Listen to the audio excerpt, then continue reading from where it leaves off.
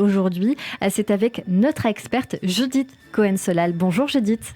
Bonjour Cyrielle, bonjour Jean-Louis Debré. Bonjour. Et bonjour à tous, et très Je crains le pire. Non. C'est toujours ce qu'ils disent, non, à la fin. Oui, après ils sont très contents. Mais non, ne craignez rien. Alors moi, je suis chargée de faire un portrait à partir de tout ce qui s'est dit dans cette émission, non pas à partir de tout ce qu'on sait de vous, parce qu'on en sait beaucoup, mais vous êtes aussi livré ici. Et ce que j'ai entendu dans toute l'émission, c'est combien vous êtes dans une filiation, dans une lignée. Et je me suis posé cette question, comment être le fils d'eux? Parce que le fils d'eux, le petit-fils d'eux, l'arrière-petit-fils de gens aussi illustres qui ont inscrit leur nom dans la République française, mais aussi dans le judaïsme français. J'ai beaucoup aimé ce que vous avez dit tout à l'heure concernant votre nom, qui vient de Dvarim, je ne le savais pas. Dvarim qui veut dire parole. Alors, vous voilà tous, j'ai envie de dire, inscrits dans la parole, puisque vous êtes magistrat, mais votre père était aussi garde des Sceaux. Vous vous retrouvez comédien aujourd'hui, c'est bien, donc avec la parole. Et à côté de ça, puisque c'est intéressant, vous avez décrié, à juste titre, cette parole galvaudée, cette parole de la politique spectacle. Et c'est vrai qu'on vous entend exactement à l'autre bord, en fait, vraiment à l'extrême inverse, dans cette sincérité, dans cette idée qu'il y a un sacerdoce à faire de la politique. Vous avez dit que votre père vous avait dit « il faudra que tu t'engages ». Et que vous avez dit vous-même à vos enfants, vous vous engagerez. D'abord, il faut un métier, et ensuite, vous vous engagerez. En tout cas, il y a, on voit bien, un message qui passe. Quelle belle transmission dans cette famille. Et toujours ce respect que j'ai entendu encore aujourd'hui par rapport à vos parents, cet honneur, le meilleur moment de votre vie, vous dites que c'est quand vous avez invité votre père.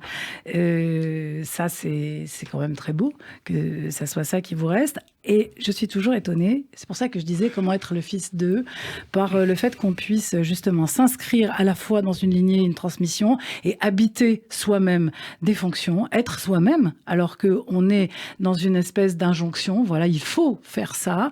Et l'injonction étant du côté des valeurs, finalement, c'est intéressant, ce que vous nous enseignez aujourd'hui, c'est qu'on peut transmettre des valeurs. Ça ne veut pas dire qu'on dit à l'autre, au suivant, qu'il doit être dans la répétition.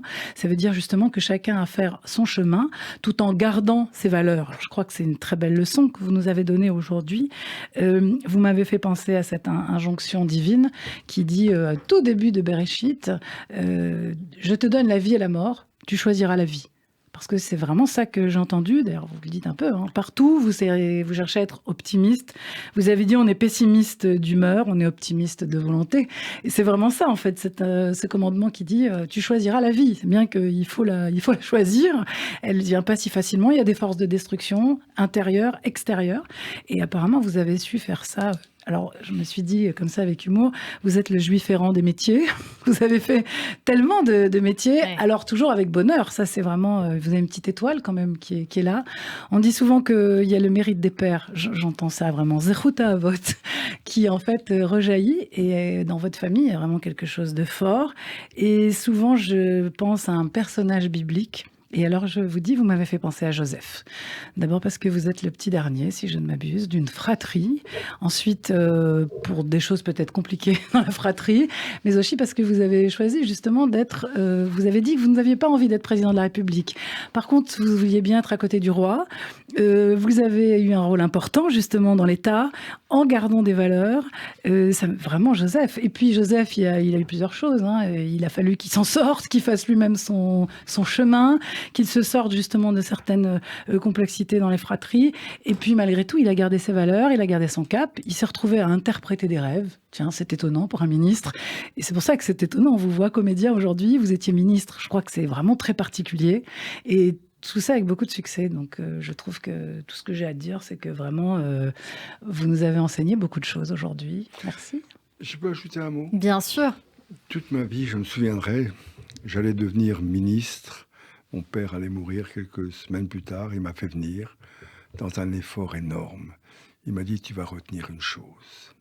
Tu seras plus longtemps ancien ministre que ministre. Tout ça, quand vous y réfléchissez, ça vous fait prendre du recul sur les événements, sur le regard des autres. C'est ma colère à moi. Être ce que je suis et ne pas dépendre des autres. Ça a toujours été votre crainte, ça, Jean-Louis Debré? Oui, c'est ma crainte. Le bonheur, c'est d'être moi-même et d'essayer de diffuser une espèce de valeur, de bonheur, de gaieté, d'espérance. Mon grand-père avait écrit un livre qui s'appelait « Le bonheur de vivre » et « L'honneur de vivre ». Eh bien, je crois que la vie, c'est pas uniquement, comme dirait Eliot, un cri de colère. C'est un cri de colère. Mais ce cri de colère, il doit vous emmener à espérer et à entreprendre. Je crois que là, je parlais de valeur, et là, du coup, vous avez mis le doigt dessus avec ce mot que votre père vous a dit. Vous serez toujours plus longtemps ancien ministre.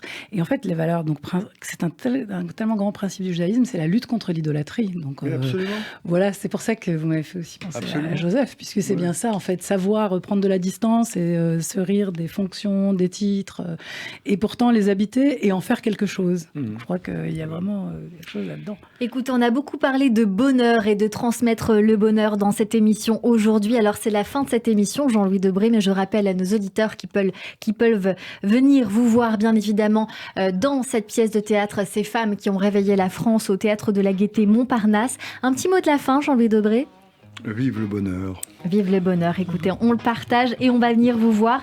Je rappelle que pour ceux qui veulent venir vous voir et s'ils veulent gagner une place, c'est possible. 2 places sont offertes mercredi et jeudi dans les jours qui arrivent. Pour cela, il faut nous appeler au 01 53 75 26 26. Tapez 1 01 53 75 26 26. Merci beaucoup à Eliot Jane d'avoir été mon coup de cœur du jour sur l'antenne de Radio J. On écoute bien sûr ce titre Va voir ailleurs. Merci à nos chroniqueurs du jour, Christophe Barbier, Hugo Pêcheur, Judith Cohen-Solal, à la réalisation Philippe Sinclair. On se retrouve nous demain à 15h avec mon invité, le nutritionniste Jean-Michel Cohen, pour son livre Et si on changeait tout, aux éditions First. On en parlera. En attendant, ce soir, ne manquez pas Classico avec Steve Nadjar et ses invités, suivi à 22h du festival oriental présenté par Avner Asblé.